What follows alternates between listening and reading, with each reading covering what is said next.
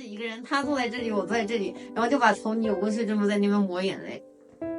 Just now, you have listened to a sound clip of a girl trying to hold back her tears when recalling the experience of taking her grandma to hospital. She is one of the many children from grandparent families living in big cities. This is Chloe. And this is Cindy. Welcome back to Exploring Family. Today we are taking an in-depth look into the phenomenon of grandparent families in China, and we'll be focusing on middle-class families. We are honored to have two guests willing to share their thoughts on the issue with us, so make sure you listen all the way through. Hey Cindy, do you know anything about grandparent families? I'm not so sure, but when I was small, my parents were busy with work, thus most of the time I was accompanied by grandparents. They brought me to school and cooked 3 meals a day for me. I guess many of our audience have similar childhood experiences. I think so. Well, in your case, you're collectively raised by parents and grandparents. Actually, in China, there are 18 million children being solely raised by grandparents, without the accompany of parents. What? 18 million? Are you kidding? It's a large number, isn't it? Grandparental parenting has a long history in Chinese society. Oh, really? When was it first started? Tell me, please. Back to the traditional agricultural societies, men had to go out to work to help with the family's household expenses. During the reform and opening up, a large number of farmers flocked to city for work. Both left their young children to be raised by grandparents. Nowadays, the formation of grandparent families has become more complex. For example, the binding force of marriage is weakened, and divorce becomes common. Besides, many parents are unable to fulfill their parenting responsibilities or are unwilling to raise their own children, for reasons including incarceration, child abuse, alcohol abuse, and mental illness. Ultimately, many families resort to grandparents for help in order to continuously raise their children. Wow, so grandparental parenting is not just an issue inside the family. It is a family strategy to cope with the ever-changing society. Indeed, when such a large population of children is leading such livelihood, it becomes a social phenomenon that is worth discussing. So, after all the social background, when you hear the phrase grandparent family, what first pops into your mind? A gray-haired humpback grandma carrying a toddler, a poor grandpa living a hard life with his grandson. All this kind of assumption has constituted myths and stereotypes against grandparents' family. I guess you're right. Let's take a look into the comments on different forums and hear what people think. From Weibo and Xiaohongshu, netizens claim Grandparents are old and weak. They are not capable of raising children. grandparent family must be problematic. The children must have committed some wrong, or why would their parents leave them? Children raised by grandparents must be less educated and less clever. Grandparents are old-fashioned. There is a huge generation gap. They can't communicate at all. All children can be easily spoiled by their grandparents. They don't care about the academic performances of the grandchildren. Gosh, why are there so many negative impressions towards grandparent families? What's the reason behind? We do need some professional help. Now it's time to welcome Professor Yao Yuhong to our podcast. She has been a registered counselor specializing in family counseling for 20 years. We are flattered to have her here to share her opinions towards the myths with us. Hi, Professor Yao. Thanks for taking time out of a busy schedule and joining us. My pleasure. So, after hearing all those comments on social media, what do you think of the myths concerning grandparent families? In your opinion, how are they formed? I consider this view as a kind of stereotype that grandparents raising will definitely cause various problems. The myth comes from both the progress and problems of this era. As here, I mean more and more people care about family education and actively seek the best parenting style for children. But the new problem that many parents are busy with work in the rapidly developing society, or some of them quarreled, divorced, resulting in absence of parents in education and some new problems in grandparent raising. Due to people's concern about education, they tend to take the overgeneralized phenomenon as truth, resulting in the myths. Indeed, some of the stereotypes may arise naturally due to the formation of grandparent family. Despite all the assumptions, what is it exactly like being raised in a grandparent family? We are grateful to have the chance to interview a child, even from a grandparent family in Shanghai, who is willing to share her experience with us. Let's listen to her story. When I was in primary school, my academic results were good and appreciated by the teacher. However, I've got a classmate raised by grandparents as well, who performed not very well academically. One day, walking by that classmate, the teacher suddenly sighed in front of the whole class.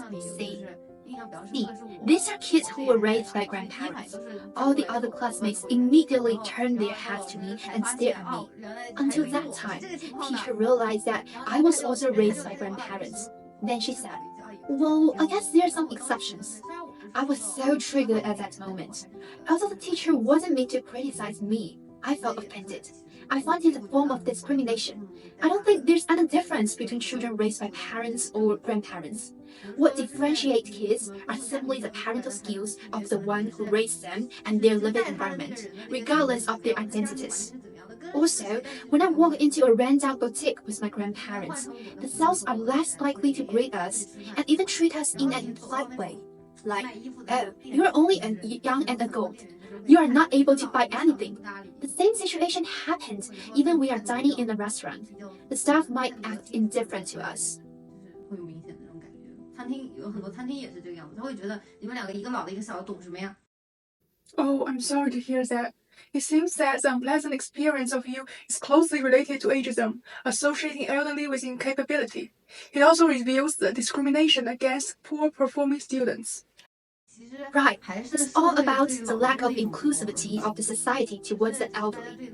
I feel like the attitude of the majority treating elderly is impersonal. Indeed, society often holds a negative attitude towards old people and small kids, placing them in a lower position. In your opinion, is there anything that can be done? I just feel like it's time to stop holding any assumption to a specific group of people. Stop assuming what grandparents or parents should be like. The only way to know the reality is to experience, interact, and feel yourselves. How many food binding strips are bound in their heads? 脑子里裹了几层裹脚布啊！ Definitely. Sounds like your experience is worlds apart from the myths we've just heard. I guess our audience is curious about your actual livelihood. Can you tell us more about it? Are there some core memories with your grandparents? 好像是初中的时候，早上我爷爷那个开大概 Okay, 3个小时 and 车还。 when I was in junior high school, my grandfather would drive me to school every morning, even if it took 30 minutes. I remember it was a morning when my grandpa found himself getting a fever. Although he felt dizzy and could hardly get up from the sofa, he still held tight to the car key and murmured that when's the time I should send my girl to school. They give all their love to me and are also tolerant of my life choices. My grandma used to say, if you don't want to get married, then don't. This is your life. You have the right to make choices. Don't worry about the consequences. We'll stand by your side forever. And unlike parents who have to focus on their work, my grandparents are always here to listen to me. They're always eager to communicate with me. I feel like I was always being cared for. But I have to admit that some problems still exist because of their personalities and values.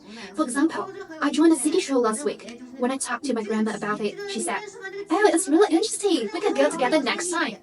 But for my grandfather, he just asked, "What's the meaning of this activity? Why did you join it?" These comments really let me down. Oh no, disputes do arise in all families. Then how do you resolve disputes with your grandpa? 就是避免沟通，或者 Actually, I don't resolve them. 因为 I can't. It's almost impossible to change his stubbornness, so I will simply hide my emotions to avoid arguments. Yeah, I'm sure we all know it's better not to trigger our grandparents. The mentality of elderly is vulnerable, and so is their health. Would you also worry about the health conditions of your grandparents? The same is for everybody. The older you get, the worse your health becomes. I was thus always concerned about their body conditions, wondering when I should take them to visit doctors and whether a certain disease is recoverable. One night, just a few years ago, my grandma wasn't feeling well and skipped dinner. Though she claimed that she was fine, I found out that she was dizzy already, so I took her to the hospital immediately to have a checkup. When we were waiting for the result, we sat together on the bench. She was on my left, and I had to turn my head away from her because I was so worried that I couldn't even look at her. Well, in the end, thank God, it was just a minor problem. But I can never forget the moment on the bench. We kept in silence, waiting for the result. This is really worrying. But your grandparents are lucky to have a grandchild like you, so caring and mature. Thank you so much for sharing your story with us, Stephen. After listening to such a huge difference between myth and reality, we try to explore a more professional perspective into reality. So, Professor Yao, what are your views towards the reality of grandparents' family? Firstly, we need to explore why it is grandparents who raise the children. Different reasons may give rise to vastly different realities. If it results from grandparents actively offering help, as the old saying goes, it takes a village to raise a child. The idea of collectively raising children is common and is rooted in Chinese culture. However, in the context of total absence of parents due to divorce or other reasons, this situation may be different. Secondly, we need to see if the children's growing basic needs are satisfied. Generally speaking, an ideal family raising requires a balance between paternal and maternal raising. While people usually vary, grandparents will indulge their grandchildren. Indulgence also has maternal resource, which has the advantages of caring, warmth, and tolerance, etc. At the same time, the word disciplinary guidance is a typical paternal resource, which has the advantages of guiding and leading children into adapting and integrating into society. So, parents may possess more paternal strengths and grandparents may have more maternal strengths. For example, when seeing a naughty child, parents may feel, "What a wild kid," but the grandparents may say, "What an energetic angel." If grandparents' raising way only includes one kind of nurturing resources and even declines other, then the unbalanced problem will be very prominent. Certainly, we do indeed need to know the complexity of grandparents' raising. Both the children and the grandparents have to take on some extra responsibility, such as a huge age gap. For example, the grandparents have to nurture the children at an old age, and the children have to take care of the old people, including taking them to hospitals or worrying about losing them for illness or aging. Absolutely. When exploring families, we have to look into the actual roles played by the family members instead of their identities as grandparents. You also admitted that grandparents do have some complexity. Do you think that we should provide some support for them? Yeah. There is no perfect type of raising, and most of the time, grandparents' raising is an unavoidable move when parents cannot take on the main nurturing task.